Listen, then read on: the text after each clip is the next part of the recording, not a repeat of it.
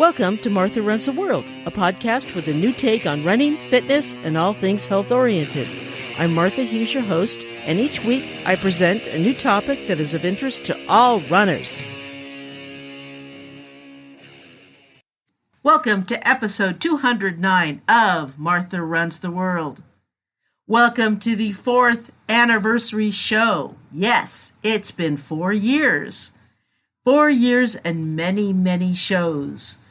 I love it. I love every moment of doing my show. It's been a whirlwind. It doesn't seem like 4 years. When I started doing Martha Runs the World, I never thought it would last this long. And I think back, it's 4 years. 4 years. I never gave it that much thought when I started, honestly. I was more concerned with getting the first episode out. It was a lot harder getting started than I ever thought it would be. When my first thought, hey, I want to do a podcast, and getting it out and going was a lot harder. People ask me, how do I do a podcast? I say, well, you really have to put a lot of planning in it because it's more complicated than you think it is. It's going to take a lot more technology and a lot more money than you think it is. It's way more difficult than people actually want to believe. It takes a lot more money than people want to believe because the equipment has to be better than you think it is. It's not just a matter of just recording something and just putting it out. No, there's a lot more involved. And I didn't think about that. A lot of people, before they do their podcast, they do a lot of research. They read a lot of books. They do a lot of stuff before they start doing it. A lot of people put years into the research and then they don't even get it out. That's not me. No. I read a few things. I listened to podcasts. I thought about it, and then I started wanting to put it out. And when I started to wanting to record and wanted to do it, then I found out how difficult it was and how much I had to spend on decent equipment and how difficult recording was and how difficult editing was and how hard it was to put everything together. Well, I found out and now I know. It's just taken 4 years. But I love it, and I even loved the difficult parts because I really do enjoy learning things and I enjoy learning how to make things better. And it's so worthwhile. I just really love it. And I haven't missed 1 week in 4 years. So that's saying something. Nope, not 1 week, not even through one surgery. And I have another surgery coming up and I don't plan to miss a week for that one either. For the most part, it has been pretty smooth, I have to say. There have been a couple bumps in the road, shall I say. And so most of it has been pretty good. In my first year, my mic broke and I didn't even realize it. And I thought, why is the sound not that good in this episode? It's because I was using my laptop mic and I didn't even realize it. Oh, I'm such a noob. That's because I bought this crappy mic to begin with and it didn't work. It broke right away. It lasted maybe 3 months and then it broke. Don't buy crappy equipment. Lesson learned. Then I bought a decent mic and it's lasted me and I still have it and I love it. And I'll buy the same mic again because I really just like this model a lot. I can't afford the really expensive mics, but I like this one. It's pretty good. I've also had editing problems and I probably will still have those because editing is a major pain. If anything, it's the biggest pain I have. But sometimes I think I edit the whole thing and then I forget to save it. Oops. Then I realize I didn't save it. I have to go back and edit it again. And then there are glitchy things and stuff. Things happen. I mean, it just does. And then one of the things that happened to me, and it's only happened once, that we've had this continuous rain for all of 2023 so far. And it's only been halfway through, but it's rained almost every day, and the power has gone in and out, in and out. And the power went out during one of my interviews. The last part of the interviews I was doing with a guest who's going to be on shortly. So that happened, and that's only happened once. So then they had to call back, and we had to finish the interview a week later. And it was only like 5 or 10 minutes that we needed to finish. But it was like, really? You couldn't wait till a few minutes for the power to go out? You couldn't wait like 5 minutes. Oh, that was annoying. So that happened. There's just a few little interesting things happened. I have taken vacations, and what I did is that I made enough episodes ahead of time so that I wouldn't have to skip a week or anything like that when I went on vacation. I did that as well. So like I said, I never miss a week. A lot of people say, oh, well, we'll just skip a week, or I don't feel like doing it, or blah, blah, blah. No, I'm not like that. I'm just too goal-oriented to skip a week. I just can't do that. One of the most wonderful things is the guests I've had on and the subjects I've talked about. I've learned so much, and the guests I've had have been so fascinating to me. They've all been so special and so wonderful. I feel so blessed for having them on. I love them all. I think they're all terrific, and they all have a story to tell. And I just so appreciative for them spending their time with me. And I'm so happy to be able to share them with you. And the topics, I love sharing the topics with you. I hope you have enjoyed them. And the places that I've traveled with the guests and with the topics, even though I haven't been there myself, or done all the races that we've talked about, I feel like at least I can live through them through the stories and the guests. It's just been so fun. I love it so much. So thank you for taking this very slow run with me. I can't say fast because I don't run fast. So thank you for taking this very, very slow run with me. I hope to continue on for many, many years to come. So what I thought I'd do for this week is I thought I'd do a lighter subject and bring up some things that I wish runners would stop doing. And I should say I wish we runners would stop doing, because I do a few of them. And then I'd follow it up and finish it off with some things I wish we runners would do. And if we do them, I wish we would do them more often. Okay, so we'll just do that and have fun with it. Can we runners stop doing these things? Stop pushing your kids into running if they don't want to run. I see this a lot. Now, first, as a preface, I know parents who have kids who love to run, and that's not what I'm talking about. If your kid tells you, I want to run with you, that's what your kid is telling you, and they want to do it. They are happy to do it. They come to you first, and they tell you they want to do it. And if the parent says, okay, well, let's make it fun, and they make it a fun thing for them, and the child really wants to do it and really wants to have fun with it, and it's always fun, and they have a good time with it all the time, and the kid learns to run and always loves it and does it because they love it, that's not what I'm talking about. What I'm talking about here is those pictures you see in running groups, and I see them a lot, of the kid who doesn't look happy, of the kid who looks like they want to do something else, and the parent is bragging about their kid running really long distances or something that they probably shouldn't be running. And the parent posts multiple pictures in the Facebook group, in Instagram, or has a YouTube about it, and they just want to do it for hits and likes. It's just nauseating to me. It's like, stop it. Stop making your kid do this. I thought about this because there's a YouTuber, and I'm not going to mention their name, who makes a lot of money off YouTube because he pushes his kids to do things. And the kid cried the whole time in the race doing this. It borders on child abuse. It's really bad. And I see kids being pushed into things they don't want. And I'll tell you, those kids are going to grow up hating running. They're going to hate it really bad. You need to stop doing that. All right, this is a big one. Stop comparing yourself to others. I will always say this. I will continue to say this. You are not someone else. You are you, and they have a different story, and they're on a different path. You're on your own path. So stay on your own path. Be true to yourself, and you don't see what they do to get where they are. If they're faster than you, maybe they do things differently than you.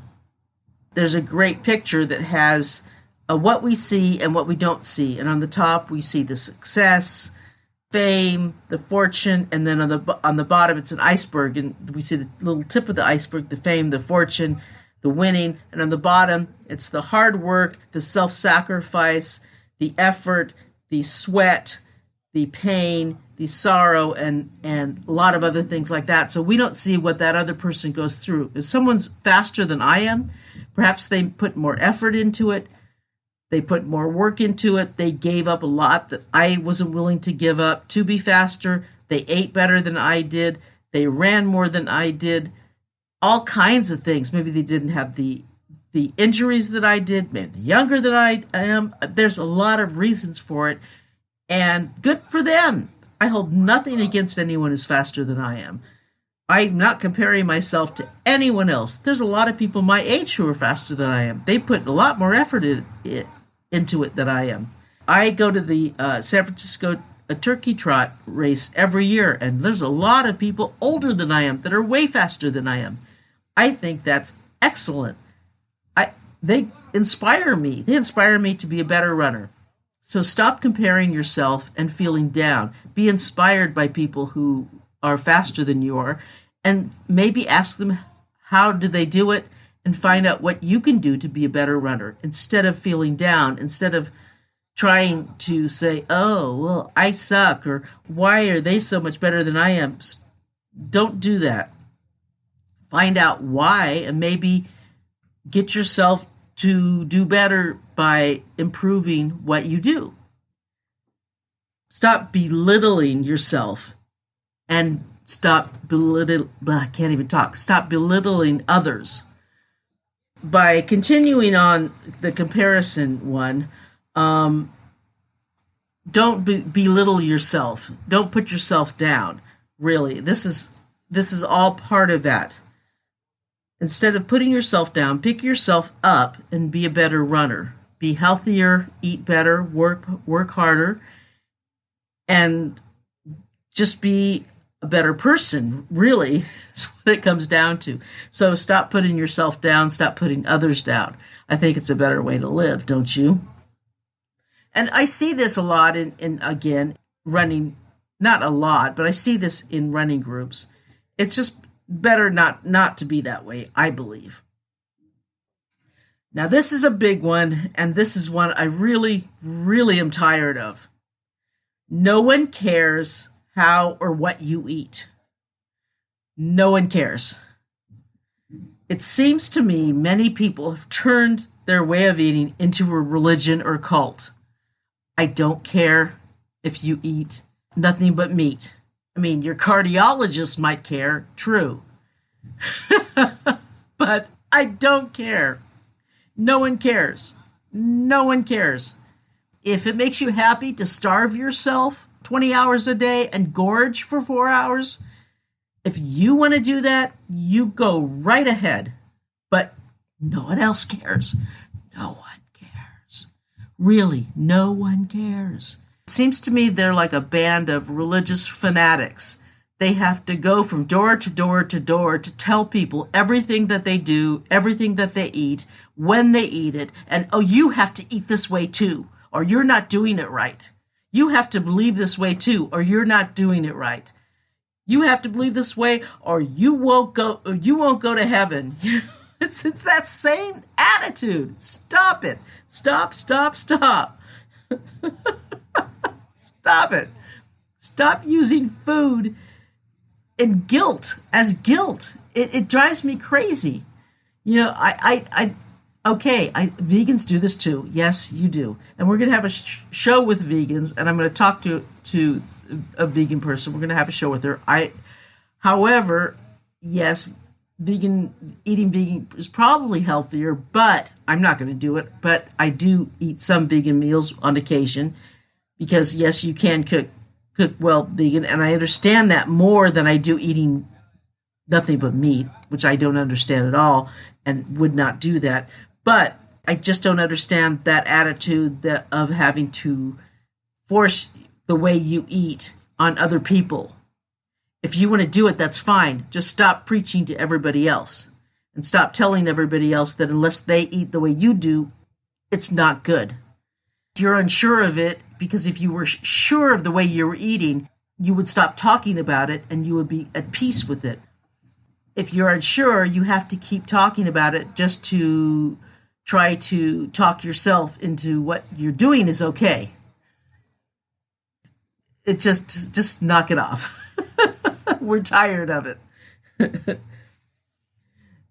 All right, now this is something that I actually do, and I'm going to try to stop doing it. Stop taking the exact same picture of yourself on each and every run. Yes, I do. I do this. I am so guilty of this. I'll try to vary my pictures. Now, yes, the reason why we do it is because it takes time and skill to actually take different pictures. It's very easy just to hold the phone and take a picture of yourself. If you want a different picture, we have to set it down and place it and then put the timer on and go stand somewhere and get a picture where it's going to actually be a good picture. That takes time and skill and a little bit more effort. But I will try to make that effort so that you don't see the same picture of me on each and every run that I do. So I'll be working on that in future runs and walks, because I'm not running now, but I will after my surgery. But I will be doing that for sure. Stop blasting music from mini speakers. Yes, I harp on this a lot. But yeah, please stop. I keep hearing this. Please stop doing this. And why is it when they do, it's never good music? It's always the latest pop star, the latest horrific pop star. It's never Iron Maiden. Come on. If you're going to do it, at least have some decent music. And if you're on single track technical trails, don't listen to headphones because you can't hear anyone. And if I tell you, excuse me, or if a mountain biker comes by, you can't hear them. I did remember doing a trail race, and someone in the race was listening to headphones, which most trail races is not, you'd be disqualified for. And these mountain bikers were shouting at her, excuse me, excuse me, excuse me. And she wasn't hearing them at all. It was really bad. And just don't do it. It's not cool. Shoe companies should stop making those weird looking and practical expensive running shoes like Nike's, made for running downhill only. Who's going to wear a pair of shoes for running downhill only? Who does that? Who's going to do that? And they should be making more shoes that are practical and more reasonably priced so that more people can buy them and be active. Wouldn't that be great, right? And am I alone in thinking that $160 or $200 for a pair of running shoes is too much?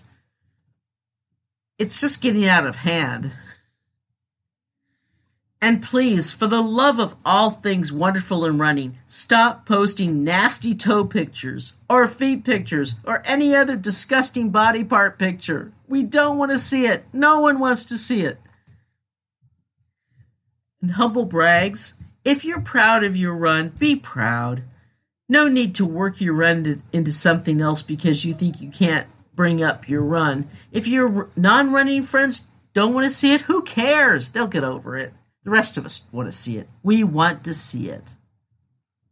Stop the stay hard nonsense. And I mean running. I don't mean anything else. More runners have gotten injured, sometimes seriously, so they can't run again because they followed the advice of a non-expert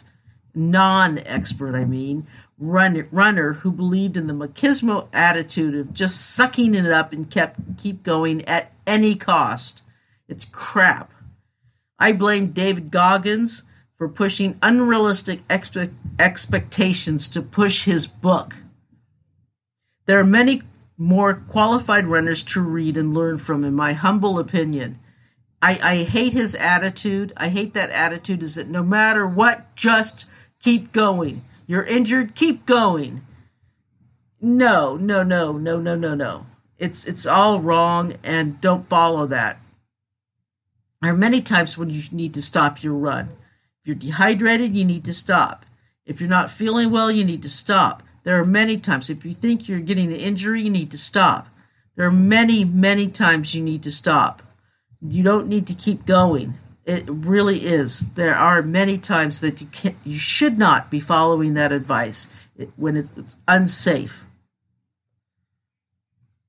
There is nothing wrong with warming up before your run and stretching afterwards. Can we get over this, please? When we're young, we think nothing can hurt us. We're invincible. Of course, this is silly, and we realize how silly this is when we get our first injury. And this one really bugs me, and I hope it bugs most of you. Running is great to lighten our moods. If we feel down, a run will help us lift our spirits most of the time. But it is not a replacement for therapy or other help from professionals if we have real depression. I had Corey Reese on my show a couple years ago talk about this from his book Stronger Than the Dark, about his battle with depression. And yet, I still hear runners give advice to others looking for ways to get over their depression. Go for a run, meditate, yoga. Yeah, yoga's not going to help you get over a medical condition like depression. Sorry, it's not. It's great for your body, of course, but when one needs real help, they're not going to get it from social media. There's nothing wrong with therapy, going to professionals for clinical depression or for something when they need real help. All right. Now, these are some things I wish runners would do or do more of. Be kinder to yourself, especially when a run or workout that didn't go as planned. Not every run is going to be great.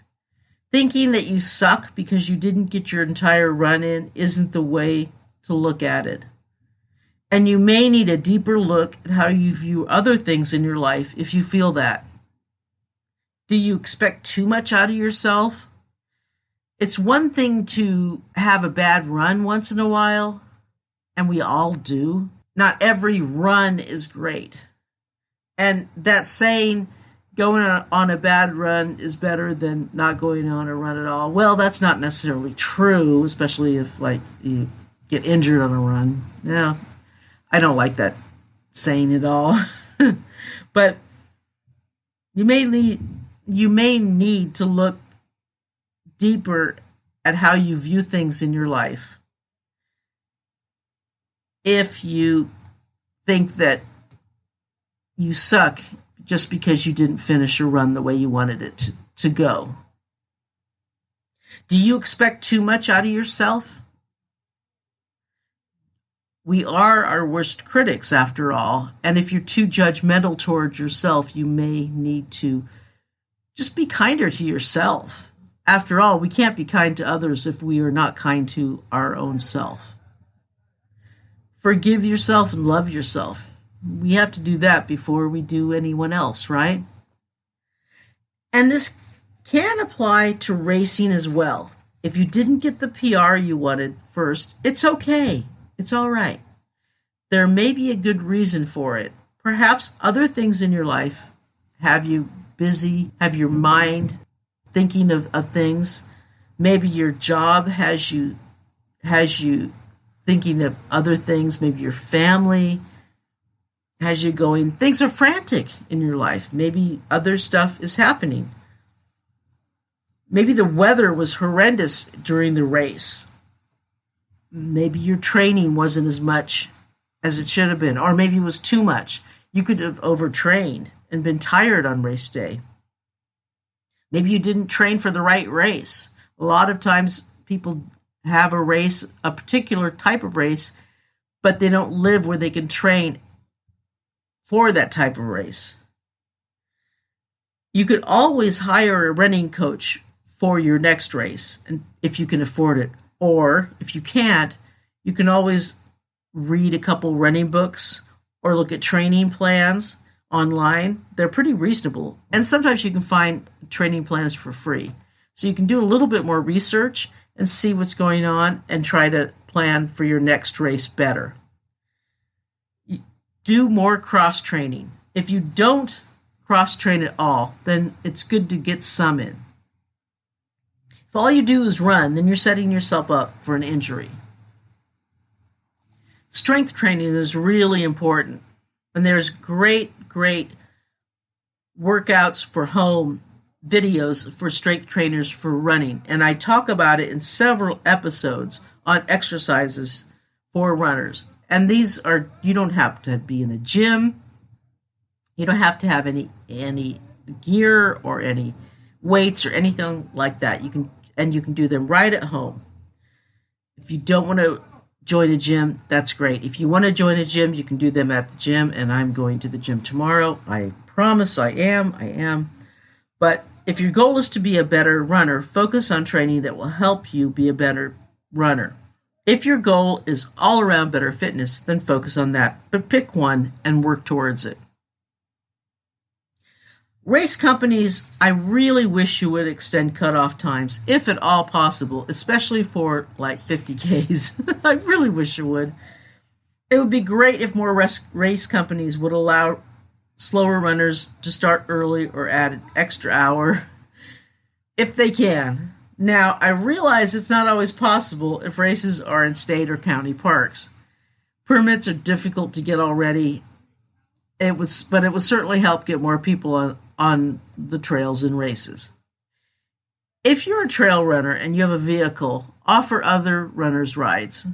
There are plenty of future trail runners out there who may not even know how glorious trail running is, but simply because they don't own a car, they can't get there. Maybe you'll get some free gas or a lunch out of it. Or maybe race companies can set up a ride network through their Facebook page. Just a thought. I'd love to see more runners videotape their runs. Yeah, it's hard. I mean, I see a lot of taped runs now, and you run and hold that GoPro camera. It is not easy, but I love watching them. Just a selfish notion here. I want to see more. I know a lot of runners would like to see more. So get yourself a GoPro and videotape yourself running. Volunteer at races. I have a whole episode about race volunteering. You should listen to it after this one. The episode is number 135, and it came out August 2021. But yeah, volunteer at a race. You will make friends for life, you will have fun, and you might even get a free race entry or credits towards your next race. Volunteer doing trail work. I don't mean at races, but that is also important, but I mean helping create or maintain trails. I haven't done this for a long time. I did this a few years, a couple decades ago. I would say probably in my 30s I did this a bunch, but it's been a long time, so it's time for me to do it as well. Trail maintenance is tough work, but it's necessary, and the trail angels who do it are truly amazing. But mostly, and this is the most important, have fun on the roads and trails. Sure, running is hard, but it should, first and foremost, be fun. Make your runs as fun as you can.